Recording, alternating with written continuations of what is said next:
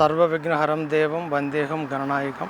మా సబూరం మండలం సబూరం పంచాయతీలో ఈ శ్రీ ముత్యమాంబ అమ్మవారు అత్యంత వైభవపేతంగా అమ్మవారిని ఇంచుమించుగా 50 సంవత్సరాల 7 గ్రామాల తోలుగా మా పెద్దలు 3 తరాల నుండి కూడా ఏ పని మీద వెళ్ళినా అమ్మవారికి దండం పెట్టుకొని ఈ ముడుపులు కానుకలు మొక్కుబడులు అమ్మవారికి హుండీలో వేసి బయలుదేరుతారు. ఈ అమ్మవారి పాదాలండి. నూతన దేవాలయం నిర్మించినప్పుడు 3 వైపులా 3 మంది అమ్మవార్లు, మధ్యలో అమ్మవారు గాయత్రీదేవి అమ్మవారు అండి, గాయత్రీదేవి రూపం. అలాగే పైన లక్ష్మీదేవి రూపం. అలాగే ఇప్పుడు గుడి వెనక భాగాన నిర్మించిన అమ్మవార్లు అండి.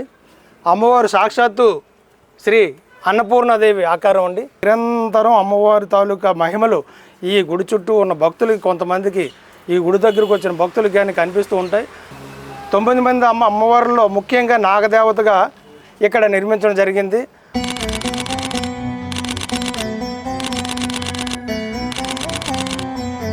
అమ్మవారిని పిలుపు ఘంటానాదంతో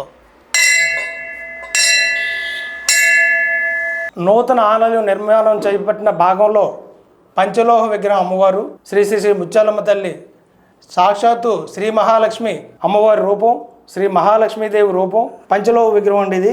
21 రోజుల పాటు భక్తులందరూ కూడా గురువారం పూట చాలా మంది భక్తులు వచ్చి అమ్మవారిని దర్శనం చేసుకుంటారు.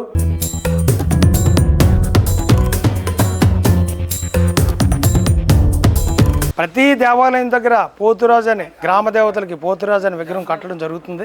అందులో భాగంగానే పండగ పూర్తి అయిపోగానే అమ్మవారి తాలూకు ప్రతిమలు తెచ్చి ఇక్కడ పెట్టి ఈ సంవత్సరం పండగ చేసిన ప్రతిమల్ని అమ్మవారి దేవాలయంలో పెట్టడం జరుగుతుంది.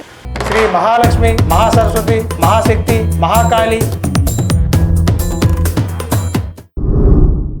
పూర్వం నుంచి 6 అమ్మవార్లు ఉండేవారు. ఇప్పటికి 6 అమ్మవార్లు 5 గ్రామాలు పంచుకోవడం జరిగింది. అందులో మా గ్రామానికి ముత్యాలమ్మ తల్లి బాపనవేలు పంటారు. ఆ అమ్మవారికి నీసులేవి ఉండవు. అయితే ఈ అమ్మవారిని మా గ్రామానికి అప్పుడున్నటువంటి పెద్దలు కేటాయించడం జరిగింది.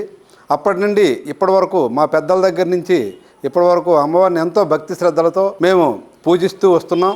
ఎవరైనా ఆ అమ్మవారి గుడికి వెళ్ళి మాకు ఈ పని అవ్వాలని ఆవిడ నమస్కారం చేసుకొని ఆవిడకి పూజ చేసుకొని వెళ్తే ఖచ్చితంగా ఆ పని అవుతుందని మా అందరూ నమ్మకం.